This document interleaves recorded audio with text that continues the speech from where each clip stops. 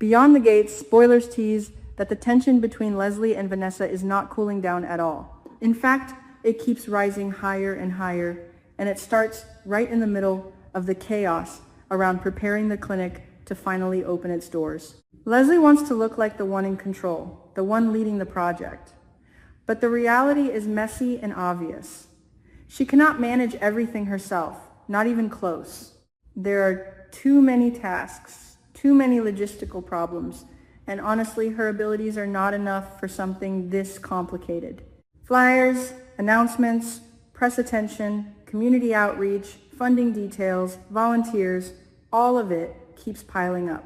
Leslie keeps pretending she can juggle it all, but she cannot, and the more she tries, the worse it looks. So she begins asking people for help, first quietly, then more openly.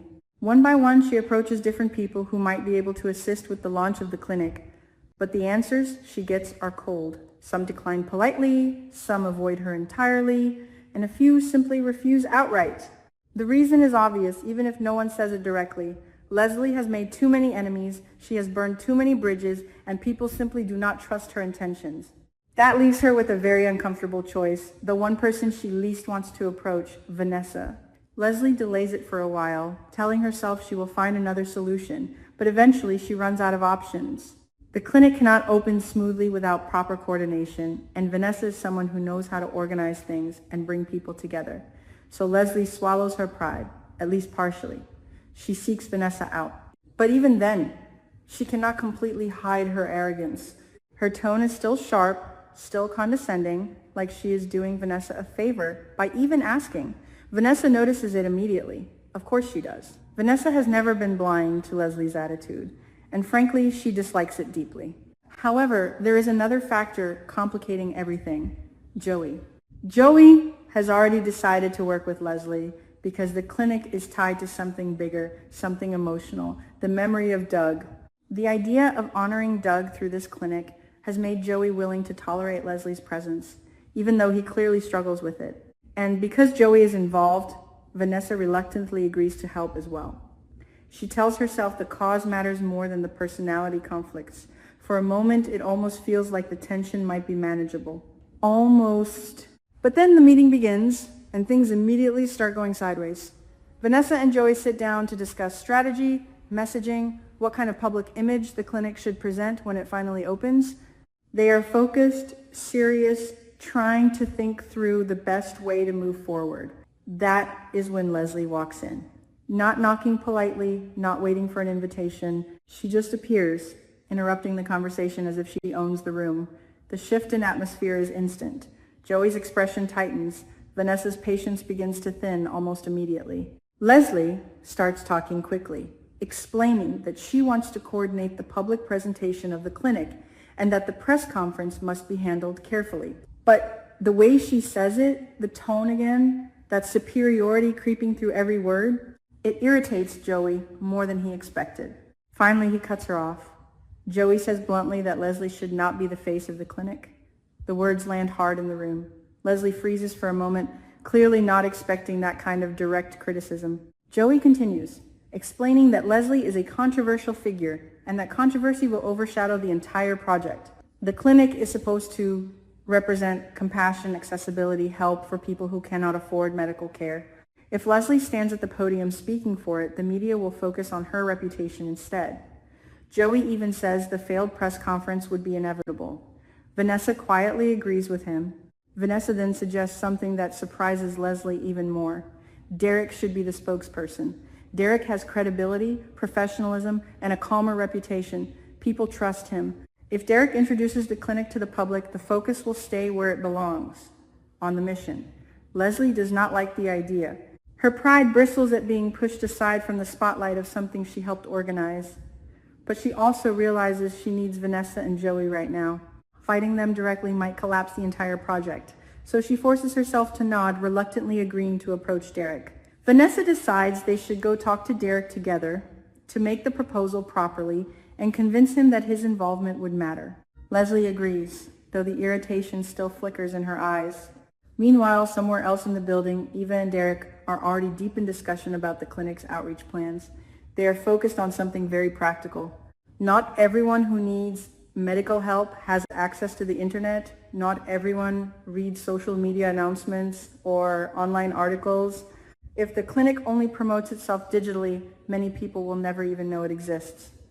So Eva and Derek begin brainstorming alternatives. Community boards, local grocery stores, flyers posted at bus stops, and then Eva suggests something that makes Derek pause, then smile slightly. Free food distribution combined with informational flyers. If people come for a meal, they can also receive information about the clinic, the services available, and the hours of operation. It is simple, direct, and it reaches exactly the audience they want to help. Derek seems genuinely enthusiastic about the idea. For a moment, the conversation feels hopeful, constructive. That moment does not last. Because the door opens and Vanessa and Leslie walk in, the mood shifts immediately again. Eva notices the tension first. Derek senses it a second later. Vanessa begins explaining the idea of Derek acting as the official spokesperson for the clinic's launch. She presents it calmly, logically. Derek listens carefully. He is not thrilled about stepping into a public role like that, but he understands the reasoning. The clinic needs credibility, and if his involvement helps the cause, then maybe it is worth the discomfort. He hesitates, thinking it over. Eventually, he gives a slow, reluctant agreement. Yes, he will do it. That should have been the end of the discussion. It should have brought relief to everyone in the room, but Leslie and Vanessa cannot leave things there. The tension between them has been simmering all day, and now it spills over. The argument begins small. A sarcastic remark here, a sharp response there, then it escalates quickly.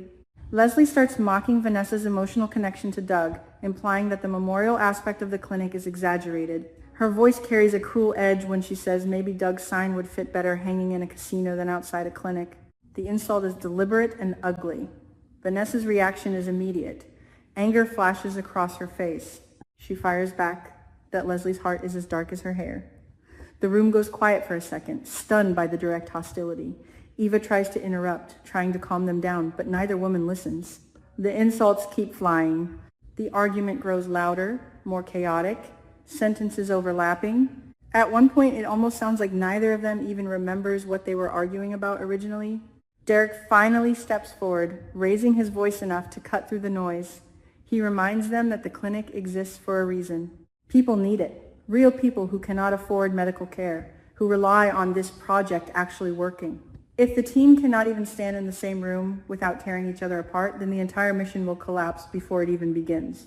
His words land with a kind of heavy seriousness. Slowly, the room quiets. Vanessa exhales sharply and looks away. Leslie folds her arms but stops talking.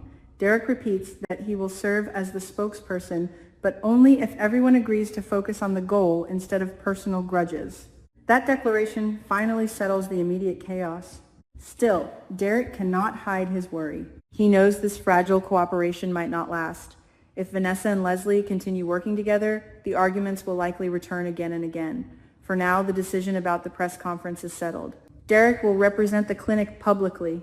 The launch announcement will move forward, but the emotional undercurrents remain unstable, like cracks forming beneath a calm surface. Later, as the planning conversation resumes, Eva brings up another name that could help strengthen the outreach effort, Samantha. Eva remembers that the original inspiration for the clinic came from Samantha's idea about expanding community health support. Samantha had spoken passionately about making medical services more accessible to those who need them most. The clinic project grew partly from that conversation. Eva believes Samantha would genuinely love to participate in the charity work surrounding the clinic launch. Perhaps she could help organize the volunteer campaign or assist with the free food distribution events. Derek listens thoughtfully. It makes sense logically, but there is a complication that Eva cannot ignore. Many of the ideas being implemented were originally connected to Samantha's vision, yet Leslie has been presenting them publicly as her own contributions. That fact could make Samantha hesitant. If she joins the campaign, her efforts might only boost Leslie's reputation further, something Samantha may not want after everything that has happened between them. Eva wonders out loud whether Samantha would even consider accepting the invitation under those circumstances. Derek admits he is unsure. Samantha has every reason to refuse. Pride, resentment, fairness, all of those emotions could easily keep her away from the project. But there is another possibility. Samantha was raised by the Dupree family, a family that values generosity and community responsibility. Those principles run deep. Eva believes Samantha might be able to set aside personal resentment if the cause truly helps people. The clinic is not about Leslie's ego. It is about access to care, about compassion, about building something meaningful in Doug's memory and in the spirit of helping others. If Samantha sees the bigger picture, she might decide that participating is worth it despite Leslie's involvement. Derek nods slowly, considering that perspective. Maybe Eva is right.